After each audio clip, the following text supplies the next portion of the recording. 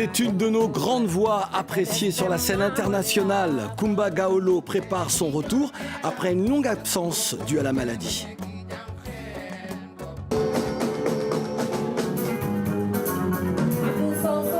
Nous évoquerons la 4e édition du Dakar Music Expo, le DMX, qui s'est achevé samedi 11 février à Dakar. Un succès.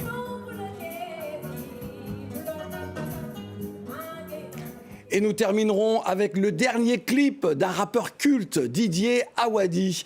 Bonne arrivée, bienvenue pour un nouvel épisode de l'actualité culturelle panafricaine. Notre invité est une diva, une figure de ce que le Sénégal offre de meilleur à la scène mondiale. Kumba Gawolo, merci d'être là, merci d'être à RFI, à l'affiche de la planète Afro, et tu marques ici ton retour médiatique. Merci Claudie, tout le plaisir est pour moi aussi.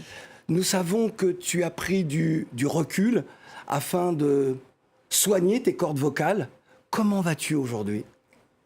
Bien, aujourd'hui, je me porte mieux. C'est vrai que c'est plus long. Je ne m'y attendais pas. Je croyais que c'était, allez, hop, on y va et c'est fini. Ouais. Mais avec le temps, j'ai compris que cela prendra du temps, effectivement. Et donc, j'ai décidé de faire avec, de vivre avec cette réalité et de continuer à mener mes activités extra-saines. Ouais. Voilà, et de laisser le temps prendre son temps. Est-ce que tu sens que les choses s'améliorent quand même ? Ah ben oui, les choses se sont beaucoup améliorées comparé au début où je n'arrivais pas à lever la voix, on ne m'entendait pas. C'est vrai que parfois j'ai des hauts et des bas au niveau de la voix, donc il y a des crises parfois, si je peux le dire ainsi, mais il y a de l'espoir. Je fais avec et parfois je vais bien, parfois pas bien comme je le veux, mais je fais avec. Alors, ce temps justement où tu as pris du recul, tu l'as mis à profit afin de perfectionner ton anglais, ce qui veut dire que tu as de nouvelles ambitions professionnelles, de nouveaux publics à conquérir ? Bien, effectivement, vous savez, Claudie, moi, j'ai toujours refusé la fatalité. J'ai toujours voulu me battre, quel que soit ce qui m'arrive dans la vie. Et je me suis dit, quelles que soient vos difficultés, il faut savoir les transformer en opportunités. C'est la raison pour laquelle j'ai été à Londres pour perfectionner mon anglais.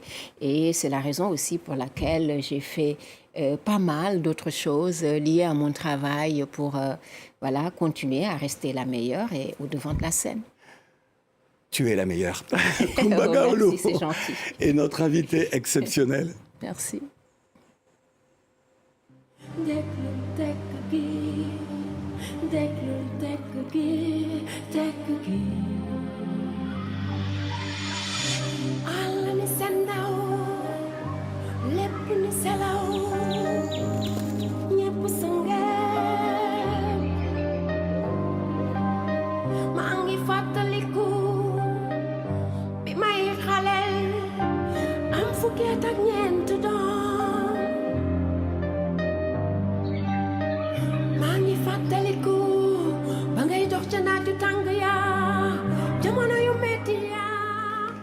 Tegui, magnifique chanson. Je ne savais pas que tu étais une virtuose du piano. Cela aussi, ça fait partie des challenges et des objectifs que je me suis fixés pendant ma maladie. À ne pas rester là à pleurer tous les jours et à transformer mes difficultés en des opportunités. Alors, je suis retournée à l'école de la musique, je me suis mise au piano parce que je me suis dit un jour, écoute ma fille, au lieu de te mettre là à pleurer, utilise le temps que tu prends à pleurer pour apprendre. Ainsi, au moins, cela t'apportera quelque chose de nouveau. Cela va être une renaissance à ton retour. Tu redeviendras une autre personne. Ainsi, tu pourras aussi t'occuper. Et c'était une manière pour moi, non seulement de m'occuper, mais de faire ce que j'aime. Et je me suis dit aussi, au cas où ça ne marcherait pas, que je n'arrivais plus à chanter, bien que cela ne m'ait jamais effleuré l'esprit, parce que je suis restée quand même croyante jusqu'au bout et j'y crois dur comme fer. Je me suis dit, au moins, j'arriverai à faire le tour du monde avec mon piano et accompagner d'autres, jouer et puis voilà, me renforcer. C'était aussi un défi pour moi. La chanson que nous apprécions encore est un hommage à ton père, qui était un grand quelqu'un. Laye Bamba Seck est décédé le 29 janvier 2017. Il était scénariste et auteur également. Que nous dis-tu de lui dans cette magnifique chanson ? Cette chanson est un hommage à mon père qui est mon mentor, qui m'a tout appris, qui m'a appris à être forte, qui m'a appris à ne jamais baisser les bras, au-delà de l'art qu'il m'a inculqué, de la tradition à travers Jerry Diorndella, comme tu l'as vu tout à l'heure, oui. Et toutes ces autres choses magnifiques, et la tradition qu'il m'a transférée.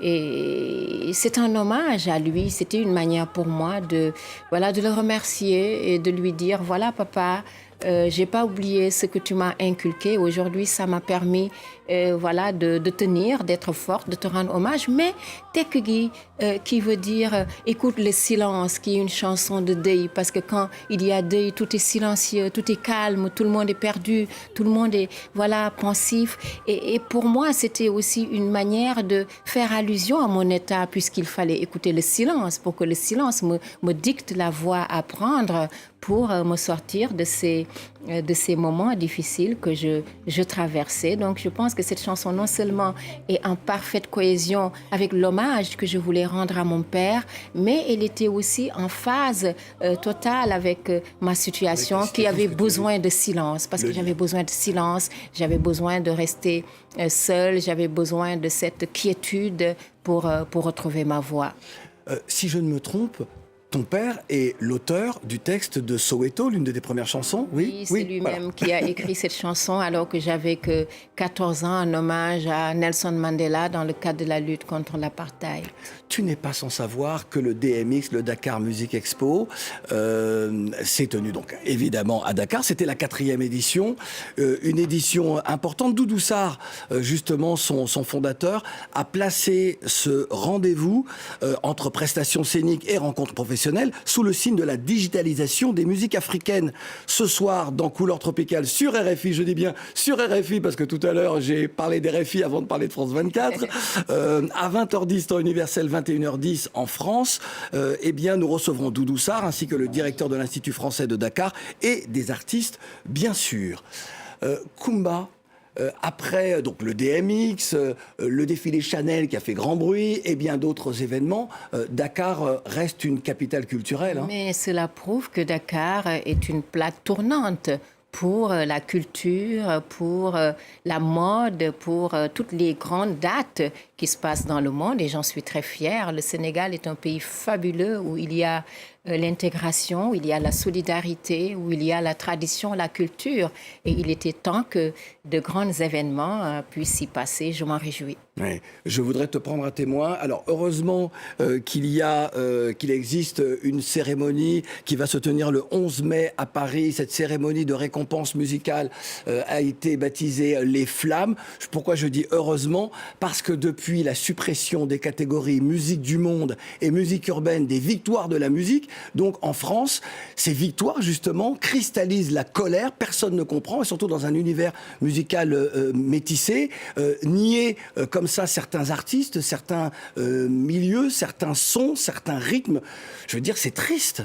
Je trouve ça bien dommage, puisque actuellement, que cela soit musicalement ou dans la mode ou dans d'autres activités, le monde est aux échanges entre les peuples, aux échanges pluriculturels, aux échanges entre les musiques. Ce n'est pas pour rien que les Américains, ces dernières années, et récemment d'ailleurs, font beaucoup d'échanges avec l'Afrique, avec la culture de l'Afrique. Évidemment. Je trouve ça bien dommage. Kumba, il nous reste très peu de temps. Où en es-tu de cet album que nous attendons tous, qui est normalement en phase de finalisation?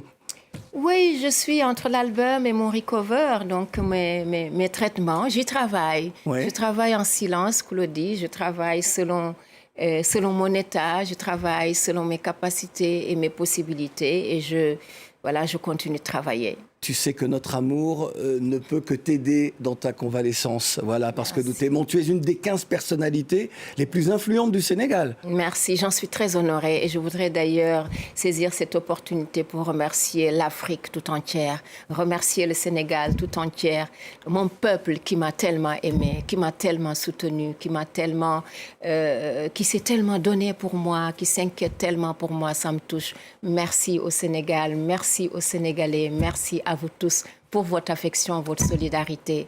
Je reste et resterai toujours votre enfant.